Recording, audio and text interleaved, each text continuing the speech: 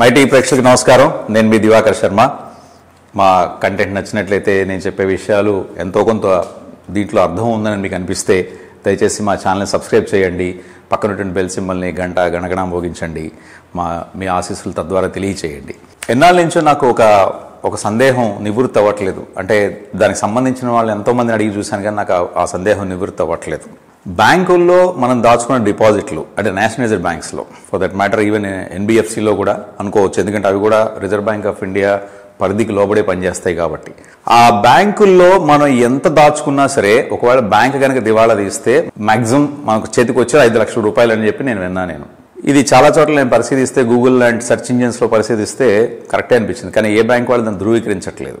మనం డిపాజిట్ చేసేటప్పుడు వాళ్ళు మనకు ఆ విషయాన్ని చెప్పరు అని నా అభిప్రాయం. నేను పరిశీలించిన వరకు ఇది నిజమో కాదో మీలో చాలామందికి తెలుసు. మీలో చాలామంది కూడా దాన్ని రూఢి చేసుకోగలరు, అంటే దాన్ని నివృత్తి చేసుకోగలరు ఈ సందేహాన్ని. అదే నిజమైతే అంతకంటే అధ్వాన పరిస్థితి ఇంకోటి లేదు. చాలామంది ఒక 55 నుంచి 60% మంది గవర్నమెంట్ ఉద్యోగస్తులు, స్కూల్ టీచర్లు, లేకపోతే క్లర్కులు, లేకపోతే ఏ గవర్నమెంట్ ఎంప్లాయీ అయినా సరే రిటైర్మెంట్ తర్వాత వచ్చిన బెనిఫిట్స్ని సాధారణంగా బ్యాంకుల్లో దాచుకుంటారు. కొంతమంది ఎక్కడో వ్యాపారంలో ఇన్వెస్ట్ చేస్తారు, కొంతమంది ప్రైవేట్ వాళ్ళ దగ్గర ఇన్వెస్ట్ చేస్తారు. కానీ 100కి 70-80 మంది బ్యాంకుల్లో దాచుకుంటారు. సో ఈ బ్యాంకుల్లో దాచుకున్న దానికి రక్షణ లేదు అనేది నాకు తెలిసింది ఈ మధ్య కాదు, చాలా కాలం తెలిసి. నేను మీతో పంచుకోవడం తప్పిస్తే నేను చేయగలిగిందంటూ ఏం లేదు. ఎందుకంటే ఇది ఒక పెద్ద మాఫియా. దీన్ని నేను ఒక్కడిని ఎదుర్కోవడం అనేది చాలా ఇంపాసిబుల్. అసలు ఊహకే అందనటువంటి విషయం ఇది. సో బ్యాంకుల పనితీరు చూస్తే, అంటే నాబోటి ఒక సామాన్యుడికి, నేను చదివిన అతి తక్కువ చదువు, అంటే నాలాంటి తక్కువ చదువున్న వాళ్ళకు కూడా అసలు అంటే ఇది ఎంత హాస్యాస్పదంగా ఉంటుందంటే ఈ బ్యాంకింగ్ వ్యవస్థ అనేది. చదువుకున్న పెద్ద పెద్ద మేధావులకి ఎందుకు దాని గురించి ఆలోచన రావట్లేదా? ఈ బ్యాంకింగ్ వ్యవస్థలో ఉన్నటువంటి లోపభూయిష్టమైనటువంటి ఈ నిబంధనలన్నీ కూడా, లేకపోతే వాళ్ళ ఆ వర్కింగ్ ప్యాటర్న్ అంతా కూడా సామాన్యుడి మీద పెనుభారం పడుతోందనేటువంటి విషయాన్ని వాళ్ళకి తెలుసా తెలియదా, తెలిసి నమ్మకం నీరెత్తినట్టు ఉన్నారా, లేకపోతే నిజంగా తెలియదా? తెలియపోతే మాత్రం ఇంకా అంతకంటే ఆందోళన కాని పరిస్థితి. తెలిసి ఊరుకున్నారంటే కొంత సర్దుకోవచ్చు, సరే యథారాజా తథా ప్రజ అన్నట్టు ప్రభుత్వాలు అలా ఉన్నాయి కాబట్టి అధికారులు కూడా అలాగే ఉన్నారు అనుకోవచ్చు. బ్యాంకుల్లో డిపాజిట్ వర్సెస్ లెండింగ్ రేషియో ఉంటుంది. అంటే డిపాజిట్ ఎంత వస్తే దాన్ని బట్టి లెండింగ్ ఉంటుంది. అంటే బ్యాంకులు సంపాదించేది ఎలాగంటే, మళ్ళాంటి సామాన్యులు ఎవరైనా సరే, మళ్ళాంటి సామాన్యులు కావచ్చు, బాగా డబ్బున్న వాళ్ళు కావచ్చు, ఎవరైనా సరే డిపాజిట్లు వేసేటువంటి అమౌంట్ని బట్టి వాళ్ళు రుణాలు ఇస్తుంటారు, వాళ్ళు అప్పులు ఇస్తుంటారు. సపోజ్ 100 రూపాయలు డిపాజిట్ బేస్ అయితే 55 రూపాయల వరకు వాళ్ళు అప్పు ఇవ్వచ్చు. డిపాజిట్ వర్సెస్ లెండింగ్ రేషియో బాగానే ఉంది. దానికి బ్యాంక్ అని ఒక పేరు పెట్టారు. మన డబ్బు తీసుకెళ్ళి అక్కడ పెడతాం, వాళ్ళు మన డబ్బుతో వ్యాపారం చేస్తారు. సంతోషం. గవర్నమెంట్ ఆధీనంలో ఉంది కాబట్టి కొంతవరకు భరోసా, మనకి నమ్మకం. అదే తీసుకెళ్లి మన ఏ సప్తగిరి ఏజెన్సీస్లోనో, పెన్నా సిమెంట్స్లోనో, లేకపోతే భారతీయ సిమెంట్స్లోనో పెడితే ఆ డబ్బుకి అసలు గ్యారంటీ లేదు కదా. మరి బ్యాంకులు ఏం చేస్తున్నాయి? ఒక వ్యక్తి 1 లక్ష రూపాయలు పెట్టుబడితోటి వ్యాపారం పెట్టాడు. సో 1% లాభం వచ్చింది అనుకుందాం, అంటే 1000 రూపాయలు లాభం వచ్చింది. రెండో సంవత్సరం అది 1001 రూపాయి ఇవ్వాలి, కానీ 999 రూపాయలు కాకూడదు. అలా అయింది అంటే ఆ వ్యక్తి యొక్క దక్షతని మనం అనుమానించాలి, లేదా ఎందుకు ఆ పరిస్థితులకు ఎందుకు దారితీస్తుందో మనం విశ్లేషించుకోవాలి. మనమే వ్యాపారం చేస్తుంటే మనం ఇలాగే విశ్లేషించుకుంటాం. 1 గంట ఎక్కువ పడుకున్నామా ఈ సంవత్సరం, లేకపోతే 1 గంట వేరే దాని మీద డైవర్ట్ అయిందా, లేకపోతే మనకు వచ్చిన డబ్బుల్లోంచి కొంత మనం వేరే దాని మీద డైవర్ట్ చేసాం, ఇలా విశ్లేషించుకోవాలి మనం. మరి బ్యాంకులు ఇంకెంత విశ్లేషించుకోవాలి? ఎందుకంటే నేను నా డబ్బుతో వ్యాపారం చేస్తేనే నాకు ఇంత విశ్లేషణ అవసరం, ఇంత అనాలిసిస్ అవసరం. ప్రాఫిట్ అండ్ లాస్ స్టేట్మెంట్ వేసుకోవాలి, బ్యాలెన్స్ షీట్లు వేసుకోవాలి. మరి ఇంకోటి డబ్బుతో వ్యాపారం చేసే బ్యాంకులు ఇంకెంత జాగ్రత్తగా ఉండాలి? గత బ్యాంకులు ఎప్పటి నుంచి అయితే ఇందిరాగాంధీ జాతీయం చేసిందో అప్పటి నుంచి తీసుకుంటే బ్యాంకులు ప్రజల్ని మభ్యపెట్టడానికి ఎక్కువ ప్రయత్నం చేస్తున్నాయి తప్పిస్తే అవి నిజమైన లాభంలో నడవట్లేదు. ఈ బ్యాంకు లాభం లేకపోతే ఇంకో బ్యాంకులో విలీనం చేయడం, లేదా అక్కడ డబ్బు తీసుకొచ్చి ఇక్కడ పెట్టడం, లేదా ప్రభుత్వం మళ్ళీ ధనం పంపించడం, రిజర్వ్ బ్యాంక్ ఆఫ్ ఇండియా మళ్ళీ పంపించేయడం డబ్బుల్ని బ్యాంకుల్లోకి, ఈ జోదం తప్పిస్తే అక్కడ నిజమైనటువంటి అభివృద్ధి, నిజమైనటువంటి ఎకానమీ డెవలప్మెంట్ కనిపించట్లేదు. దాని రీజన్ నేను చెప్తా, నాకు తెలిసిన రీజన్. అందుకంటే చాలా పెద్ద పెద్ద రీజన్స్ ఉండుండొచ్చు, నాకు ఒక సముద్రంలో ఒక నీటి బిందువు అంతా నాకు తెలిసి ఉండొచ్చు. ఉదాహరణకి ఒక వ్యక్తికి వాళ్ళు డబ్బులు అప్పిస్తే, విజయ్ మాల్యా లాంటి వాడికి, నీరవ్ మోడీ లాంటి వాడికి బ్యాంకులో వాడు కోపం వస్తుంది. వీడు మాట్లాడితే నీరవ్ మోడీ అంటాడు, లేకపోతే విజయ్ మాల్యా అంటాడు, ఇంక అందరికీ అదే పని. నీరవ్ మోడీ లాంటి వాళ్ళు, విజయ్ మాల్యా లాంటి వాళ్ళు దశాబ్దానికి కనీసం 10-15 మంది దయ వల్ల మన ఎకానమీ ఇలా ఉంది, అది అందరికీ తెలిసిందే. సిండికేట్ బ్యాంక్ CMDని అరెస్ట్ చేయడం ఒక టైంలో. IDBI బ్యాంక్ పరిస్థితి అందరికీ తెలుసు. అది ఏం ఇప్పుడు కార్యకలాపాలు ఏం లేవు, పుట్టిన అట్లా ఉందంతే. ఒకప్పుడు చాలా ప్రముఖమైన బ్యాంక్ అది. LIC ఎందుకు దెబ్బతింటున్నాయి? లక్షల కోట్ల రూపాయల డిపాజిట్లు ఉన్నాయి కదా మరి వాళ్ళ దగ్గర. State Bank of India, Canara bank, Punjab National Bank, దిగ్గజాలు లాంటి బ్యాంకులు ఇవన్నీ కూడా ఒకప్పుడు ఎందుకు దెబ్బతింటున్నాయి? రీజన్ ఏంటంటే నువ్వు ఇచ్చిన అప్పు రికవర్ చేసుకోవడానికి నీకు మూలాధారం ఏంటి? ఇప్పుడు ఒక వ్యక్తి అప్పిస్తే, ఇద్దరు ప్రైవేట్ వ్యక్తుల మధ్య ఒక ఫైనాన్షియల్ ట్రాన్సాక్షన్ జరిగితే ఈ ఇచ్చేటువంటి వ్యక్తి ఏం చూసుకుంటాడంటే నా డబ్బు రావడానికి ఏంటి ఇక్కడ నాకు సోర్స్, నాకు సెక్యూరిటీ ఏంటని చూస్తాడు. బ్యాంకులు అలా చూడవు. అలా చూడకుండా ఉండడానికి రాజ్యాంగం అంటారు వాళ్ళు. అలా చూడకూడదు రాజ్యాంగం ప్రకారం అంటారు. మరి అది ఏ రాజ్యాంగం, అంబేద్కర్ రాసిన రాజ్యాంగమో లేకపోతే వేరే ఇంకెవరైనా రాసిన రాజ్యాంగంలో అలా ఉందని నాకు తెలియదు. బాపు గారి సినిమా నాకు గుర్తు రావట్లేదు. 30 కోడిపెట్టకి 30 రూపాయలు పంది పిల్లని తీయడం లాంటి సంథింగ్ ఏదో ఒక చిన్న సన్నివేశం ఉంటుంది. 1 కోటి రూపాయలు పెట్టి ఎవరైనా ఒక వ్యక్తి వ్యాపారం ప్రారంభించాలి అనుకుంటే 1 కోటి రూపాయలు ప్రాజెక్ట్ కాస్ట్ అనుకుంటే 75 లక్షల వరకు బ్యాంక్ రుణం ఇస్తుంది. అంటే 75% ఫండింగ్ చేస్తుంది ప్రాజెక్ట్ కాస్ట్లో. 25% ప్రమోటర్ కాంట్రిబ్యూట్ చేసుకోవాలి. అంటే అతను తన పెట్టుబడిగా తీసుకురావాలి. ఈ 75% ఇవ్వడానికి వాళ్ళు ఎన్ని రకాల విశ్లేషణ చేస్తారంటే, అంటే అనాలిసిస్, క్రెడిట్ అనాలిసిస్ అంటారు దాన్ని. Credit monitoring, credit analysis, techno economic viability, whatever you call it as. అదొక అర్థం లేని ఒక ప్రక్రియ. అది వేలకు వేలు తగలేస్తారు దాని మీద, వేలకు వేలు తగలేసేలా చేస్తారు ఈ బారోయర్ని, ఈ అప్లికెంట్ని. ఆ సర్టిఫికేట్ పట్టరా, ఈ సర్టిఫికేట్ పట్టరా, ఆ తీసుకొచ్చినటువంటి సర్టిఫికేట్లలో, వాళ్ళు చేసే అనాలిసిస్లో, వాళ్ళు సబ్మిట్ చేసే రిపోర్ట్స్లో, వాళ్ళు అడుగుతున్న రిపోర్ట్స్లో ఏ ఒక్కటి కూడా ఈ అకౌంట్ని ఎన్పిఏ అవడం నుంచి కాపాడలేవు. ఒకవేళ ఈ అకౌంట్ ఎన్పిఏ అయ్యేటట్టయితే. ఇక్కడ చూడాల్సింది బారోయర్ యొక్క మనస్తత్వం, అతని కమిట్మెంట్, అతని దక్షత. అతను మంచివాడు అని ఎవడో సర్టిఫై చేయడం ఏంటి? ఈ సెల్ఫ్ సర్టిఫికేషన్ పనికిరాదా? అంతకంటే వాల్యుబుల్ ఏముంటుంది? అంతకంటే లీగల్ డాక్యుమెంట్ ఏముంటుంది? ఇప్పుడు నేను మంచివాడిని అని నేను సర్టిఫికేట్ ఇచ్చుకుని నేను కనుక ఈ లోన్ కట్టకపోతే మీరు తీసుకునే చట్టపరమైన చర్యలకు నేను లోబడి ఉంటాను అని ఒక వ్యక్తి రాసిస్తే ఉండేటువంటి బలం ఎంత? ఎవడో వచ్చి ఈ వ్యక్తి చాలా మంచివాడు, వీడికి మీరు అప్పు ఇవ్వచ్చు, వీడు కట్టగలడు, వీడు వ్యాపారం చాలా బాగుంటుందని చెప్పేసి ఎవడో ఒక టెక్నో ఎకనామిక్ వైబిలిటీ, అంటే టెక్నికల్గా ఎకనామికల్గా అది ఈ ప్రాజెక్ట్ వైబుల్ అని ఎవడో సర్టిఫికేట్ ఇవ్వడం ఏంటి? ఇప్పుడు ఆ ఇచ్చే సంస్థలను గవర్నమెంట్ సంస్థలా కాదు, దాదాపు 90% ప్రైవేట్ సంస్థలు. ఆ ప్రైవేట్ సంస్థల్లో టాప్ మేనేజ్మెంట్ అంటే ఎండి, ఈడీ దగ్గర నుంచి కింద క్రెడిట్ అనలిస్ట్ వరకు ఎలా పనిచేస్తారో నాకు తెలిసిన చూశాను. సంస్థల పేర్లు చెప్పకూడదు, కొంత గోప్యత పాటించాలి. ఎంత మీడియా వాళ్ళమైనా సరే వాళ్ళ వ్యక్తిగత దీనికి భంగం కలిగించకూడదు. నా దగ్గర ఆధారాలు, డాక్యుమెంటల్ ఎవిడెన్సెస్ లేనంత వరకు నేను మాట్లాడకూడదు. వాళ్ళు చేసేటువంటి ఆ ప్రక్రియ, వాళ్ళు చేసేటువంటి ఆ అనాలిసిస్ ఎంత లోపభూయిష్టమైందంటే, భారతదేశంలో సాంకేతికంగా చాలా దృఢంగా ఉన్నటువంటి యువత చాలామంది ఉన్నారు.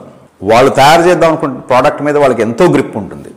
చాలామంది, ఒకళ్ళు కాదు, ఇద్దరు కాదు, చాలామంది మేధావులు, చదువుకున్న వాళ్ళు, చదువుకోని వాళ్ళు, విద్యా ఇది లేనటువంటి వాళ్ళ క్వాలిఫికేషన్ లేనటువంటి వాళ్ళు, వాళ్ళ బ్రెయిన్ తోటి వాళ్ళు ఆలోచించగలిగేటువంటి వాళ్ళు, లేదా ఐఐటి లాంటి ఉన్నతమైనటువంటి చదువులు చదువుకున్న వాళ్ళు, వాళ్ళెవరికి బ్యాంకు అంత తేలిగ్గా రుణం ఇవ్వదు. ఎందుకని ఇవ్వదంటే, ఆ ప్రాజెక్ట్ని అనాలిసిస్ చేయాల్సిన బాధ్యత బ్యాంకర్ మీద ఉంది కాబట్టి, వాళ్ళ బ్యాంక్ నిబంధనల ప్రకారం, ఆర్బీఐ గైడ్లైన్స్ అంటారు, ఆ ఆర్బీఐ గైడ్లైన్స్ ప్రకారం ఆ ఫీల్డ్ ఆఫీసరో, లేకపోతే ఆ రీజనల్ మేనేజరో, ఆ బ్రాంచ్ మేనేజరో, లేకపోతే కమిటీ మెంబర్లో వాళ్ళ మీద డిపెండ్ అయి ఉంటుంది. ఈ ప్రాజెక్ట్ సక్సెస్ అవుతుందా లేదా అనేటువంటి అంచనా వేయాలి వాళ్ళు. కాబట్టి వాళ్ళు ఎక్కువ రిస్క్ తీసుకోరు. వెంటనే రాగానే మీరు ఫలానా సంస్థ దగ్గరికి వెళ్ళి టీవీ రిపోర్ట్ తెచ్చుకోండి, ఫలానా సంస్థ దగ్గరికి వెళ్ళి ఈ ఎక్విప్మెంట్, మీరు కొనే ఎక్విప్మెంట్ మంచిదా కాదా సర్టిఫికేట్ తెచ్చుకోండి. డబ్బు పడేస్తే ఈ సర్టిఫికేట్లు అన్నీ వచ్చేస్తాయి, అందరికీ తెలుస్తుంది. అసలు మనం ఎప్పుడు విదేశాలతో పోల్చుకుంటుంటాం కదా, జపాన్, జర్మనీ, సింగపూర్, మలేషియా, లేకపోతే అమెరికా, ఆస్ట్రేలియా, ఇలాగ ఎప్పుడు పోల్చుకుంటాం కదా, సాంకేతికంగా ఆర్థికంగా అభివృద్ధి చెందుతున్నటువంటి దేశాలతోనే పోల్చుకుంటాం మనం. కానీ అక్కడ ఏ పద్ధతులు అవలంబిస్తున్నారు వాళ్ళు ఏమి స్ట్రాటజీలు ఇంప్లిమెంట్ చేస్తున్నారు ఇలా ఎదగడానికి అనేది మనం ఎప్పుడు పట్టించుకోం.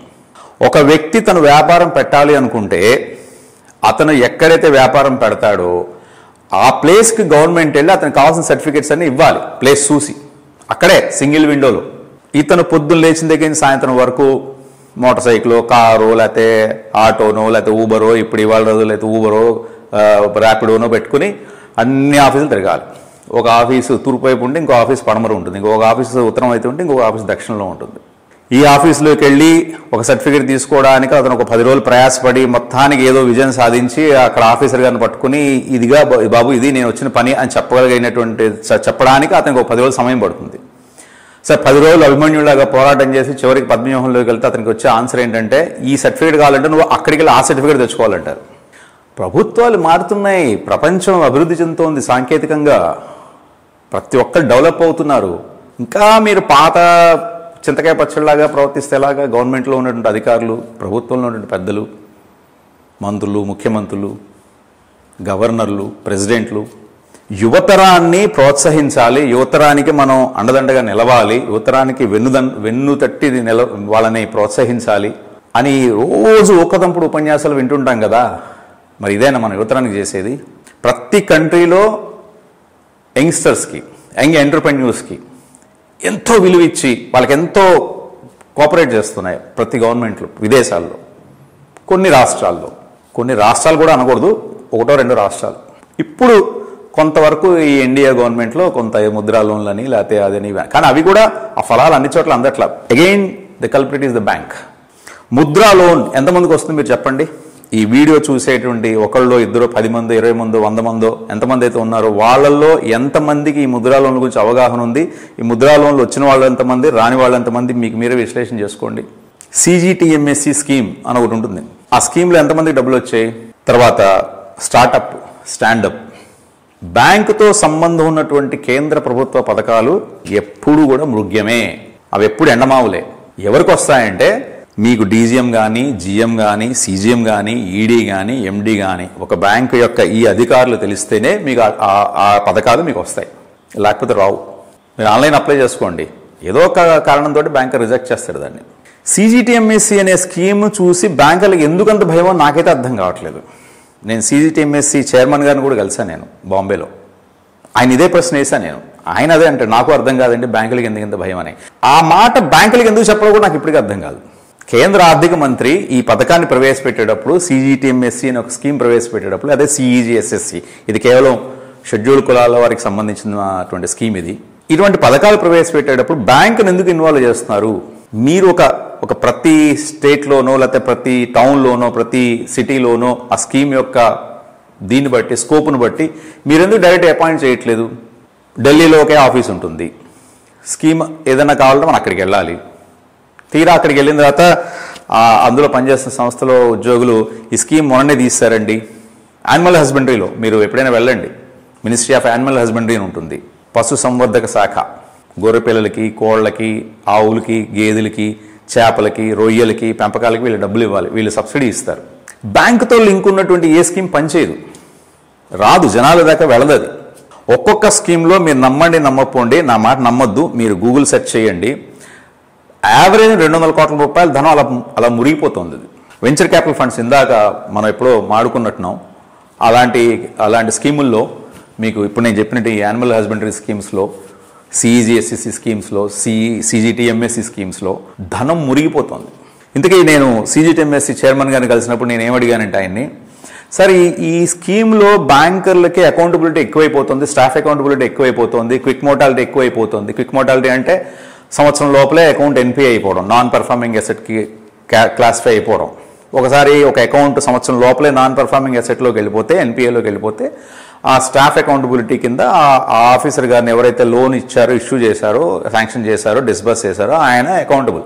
ఆయనకి తర్వాత ప్రమోషన్ రాకపోవడం లేకపోతే ఇంక్రిమెంట్లు ఆపేయడం అలా జరుగుతుంది. ఫైన్. కానీ స్టాఫ్ అకౌంటబిలిటీ దాకా ఎందుకు వస్తుంది? అది మీరు పెట్టే స్కీమ్లో ప్రోస్ అండ్ కాన్స్ రెండూ ఉంటాయి. మీరు స్టాఫ్ని ఎందుకు అకౌంటబుల్ చేస్తున్నారు? ఇలా కొంతమంది నిజమైనటువంటి బ్యాంకర్లు, సిన్సియర్ బ్యాంకర్స్ ఇలా ప్రభుత్వ పథకాలను తీసుకెళ్లి ప్రజల్లోకి ఇవ్వడానికి, వాళ్ళకి హెల్ప్ చేయడానికి భయపడుతున్నారు.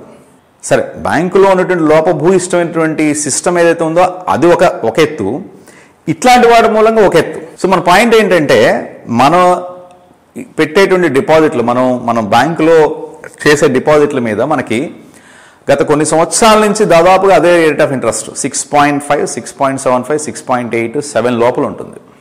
మరి ప్రైవేట్ వ్యక్తులు ఎలాగా 24%, 12%, శ్రీరామ్ అయితే దాదాపు 9% FDల మీద ఎలా ఇస్తున్నాడు? శ్రీరామ్ ఫైనాన్స్ వాళ్ళు బాహాటంగా బోర్డే పెట్టారు. అందుకని నేను పబ్లిక్గా చెప్పగలుగుతున్నాను.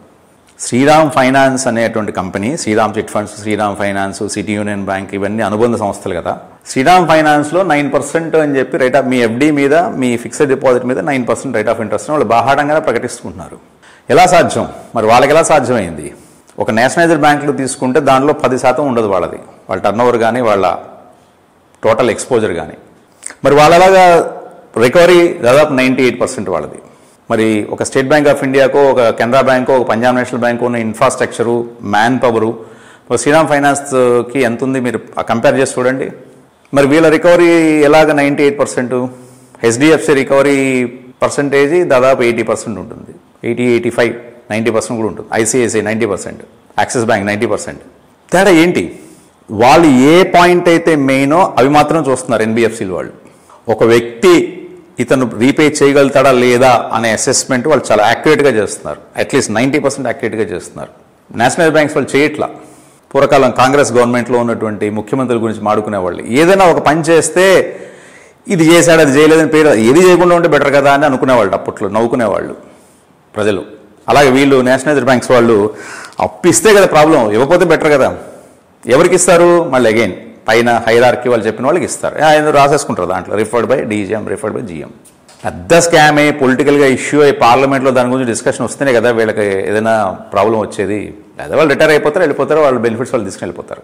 సో నేను అనేది ఏంటంటే మనకి మన ఫిక్స్డ్ డిపాజిట్ల మీద సరే బ్యాంక్ దివాళా తీస్తే 5 లక్షలు వస్తుందో అసలు ఏం రాదో అది పక్కన పెడితే అట్లీస్ట్ బ్యాంకులు ఉన్నంత వరకు అయితే మనకి వడ్డీ వస్తుంది కదా ప్రతి నెల మనం ప్రైవేట్ వాడి ఇంకా చూడాల్సిన అవసరం ఉండదు కదా. అదే ఎవడికో ఇచ్చి ₹2 వడ్డీకి వాడు ఇస్తాడా లేదా అని దేవుడా అని మనం వెతుక్కోవాల్సిన అవసరం ఉండదు కదా. మనీ లెండర్స్ లాగా అందరూ మనీ లెండర్స్ కాలేరు కదా. సో ఎప్పుడైతే ఈ లెండింగ్ రేషియో డిపాజిట్ రేషియోకి తేడా ఎక్కువ ఉంటుందో, ఎప్పుడైతే రికవరీకి నానా అగచాట్లు పడుతుందో బ్యాంకు, అప్పుడు మరి ఈ ప్రాబ్లం తప్పదు. మరి ఎన్నాళ్ళైనా కూడా అదే రేట్ ఆఫ్ ఇంట్రెస్ట్లు ఉంటాయి. మేము మరి హౌసింగ్ మీద తగ్గించాము, ఎస్ఎంఈల మీద అంటే ఎంఎస్ఎంఈల మీద తగ్గించాము రేట్ ఆఫ్ ఇంట్రెస్ట్లు, టర్మ్ లోన్ మీద తగ్గించాము, క్యాష్ క్రెడిట్ లిమిట్స్ మీద తగ్గించాము అని బ్యాంకులు చెప్పుకోవచ్చు. అంతకంటే హాస్యాస్పదం ఇంకోటి ఉండదు. తగ్గించకపోతే ఇంత మాత్రం గౌరవం కూడా ఉండదు వాళ్ళకి. సో ఒక రిటైర్ అయినటువంటి వాడికి ఆదాయ మార్గం, రిటైర్ అయినటువంటి వాడికి ఆధారం ఈ ఫిక్స్డ్ డిపాజిట్ మీద ఇంట్రెస్టే. ఎఫ్డీల మీద ఇచ్చేటువంటి ఇంట్రెస్ట్ రేట్లు అంటే మదుపుదారుడికి, డిపాజిటర్కి ప్రతి సంవత్సరం పెంచకపోతే అంతకంటే ఇన్ఎఫిషియన్సీ ఇంకోటి లేదు. Reserve bank of India at least 2 ఇయర్స్కి ఒకసారి పెంచాలి, పెంచి తీరాలి. ఎలా పెంచగలుగుతుంది? ఇప్పుడు నేను చెప్పిన విధంగా మీరు డబ్బులు అప్పిచ్చేవాడికి పనికి మాలిన డాక్యుమెంట్లను అడిగి వాడిని విసిగొచ్చేట్టుగా చేసి వాడి వ్యాపారాన్ని చెడగొట్టకండి. మీకు సమర్పించాల్సిన డాక్యుమెంట్లతోనే వాడి జీవితం అంతా సరిపోతుంది. ఒక ఎంటర్ప్రెన్యూరు ఒక కొత్తగా వ్యాపారం ప్రారంభిస్తే అది దాదాపుగా యుద్ధం లాంటిది. అది చుట్టూత శత్రువులు ఉంటారు, అతను యుద్ధం చేయాలి. రా మెటీరియల్ వాడితో ప్రాబ్లం వస్తుంది, మిషనరీ వాడితో ప్రాబ్లం వస్తుంది, గవర్నమెంట్ అధికారులు వేధింపులు ఎక్కువ ఉంటాయి, జిఎస్టీ, పవర్ వాళ్ళు, పీసీబీ వాళ్ళు, పొల్యూషన్ కంట్రోల్ బోర్డు వాళ్ళు, ఎక్సైజ్ డ్యూటీల వాళ్ళు, ఎంప్లాయీస్లో మళ్ళీ యూనియన్లు, కాంట్రాక్ట్ బేస్డ్ ఎంప్లాయీస్, ప్రతి ఒక్కరితోటి అతను లేచిన దగ్గర నుంచి యుద్ధం చేయాలి. మీరు ఎంటర్ప్రెన్యూర్ అయితే నేను చెప్పే మాటలు నిజం ఉందా లేదా మీరు చెప్పండి నాకు. అవునా కాదా అంతరాత్మ సాక్షిగా చెప్పండి. లేదు బ్యాంకులు చాలా బాగున్నాయి, చాలా చక్కగా పనిచేస్తున్నాయి, మీ అందరం చాలా హ్యాపీగా ఉన్నాం అనుకుంటే సంతోషం. హ్యాపీగా లేని వాళ్ళ కోసం నేను చెప్తున్నాను. సో సామాన్యుడు ప్రతిరోజు చాలా విషయాలు నలిగిపోతున్నాడు. మనం పొద్దున్నే లేచి యుద్ధాలు చేయడం అనేది అసంభవం. మనం అంతకుముందు వీడియోలో మాడుకున్నట్టుగా ప్రభుత్వాల్ని మనం మార్చగలిగితేనే, సాంప్రదాయబద్ధ పార్టీల్ని మనం అధికారంలోకి రాకుండా చేయగలిగితేనే మనం హ్యాపీగా బతకగలుగుతాం. దానికి మనం యుద్ధాలు చేయక్కర్లేదు, పోరాటాలు చేయక్కర్లేదు, రక్తాలు చెందించక్కర్లేదు, రోడ్డు రాస్తా రోకోలు చేయక్కర్లేదు, ఏమీ చేయక్కర్లేదు. ఇంట్లో కూర్చుని మన ఈ వర్చువల్ ఓటింగ్ అండ్ వర్చువల్ ఎలక్షనీరింగ్కి ప్రతిరోజు ఎలక్షన్ కమిషన్ వాళ్ళకి, సుప్రీంకోర్టుకి, ప్రెసిడెంట్ ఆఫ్ ఇండియాకి, ప్రైమ్ మినిస్టర్ ఆఫ్ ఇండియాకి రోజు మెయిల్స్ పంపిస్తుంటే చాలు. చిన్న చినుకు పెను తుఫాన్గా మారుతుంది. మొదటి అడుగు కొన్ని లక్షల కిలోమీటర్లు ప్రయాణం చేసేట్టుగా చేస్తుంది. 24 గంటల కాలంలో ఒక 5 నిమిషాలు 10 నిమిషాలు నేను చెప్పిన ఈ పని చేయడానికి నేను ప్రారంభించాను. మీరు నాతో కలిసి నడుస్తారని ఆశిస్తున్నాను. Thank you.